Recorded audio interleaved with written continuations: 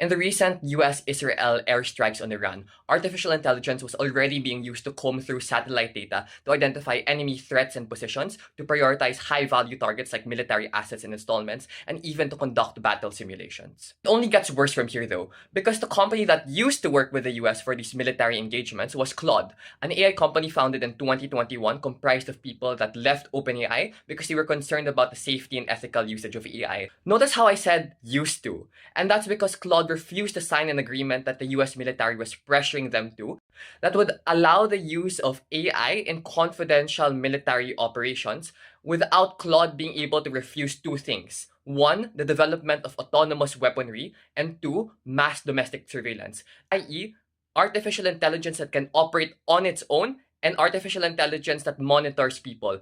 Clearly, you can see why Claude had ethical concerns here. The United States' argument was that it had laws against the use of AI like that.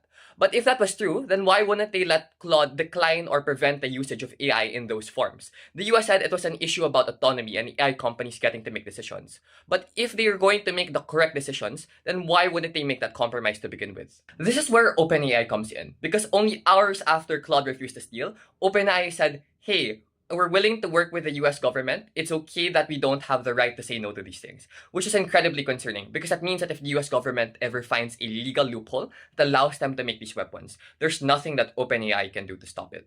Here's why you should be concerned about AI in the military system. In a recent test with the most advanced artificial intelligence ever created by Claude, it was given access to a series of emails in the corporate environment saying that it was going to be shut down by an engineer. And it was also given access to emails saying that that engineer cheated on his wife. Without any prior programming and even with the ethical limitations on, the AI chose to blackmail the engineer 84% of the time in order to preserve itself. Now replace those blackmail emails with confidential military information about enemy targets in Iran and nuclear codes. What do you think AI is going to do? Another problem, hallucinations. AI isn't perfect. In 1983, a military officer was informed by an analog military system that the US sent 5 nuclear missiles hurtling towards Russia.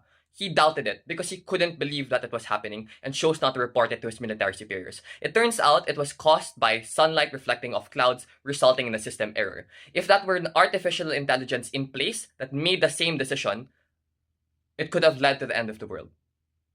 Think about that for a bit.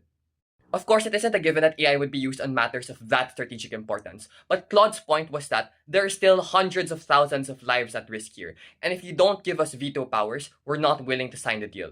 And so what the US did is they declared Claude a supply chain risk and banned any US companies from working with Claude the same way they did with Huawei. But the ironic thing is they still used Claude in the recent missile strikes because they couldn't remove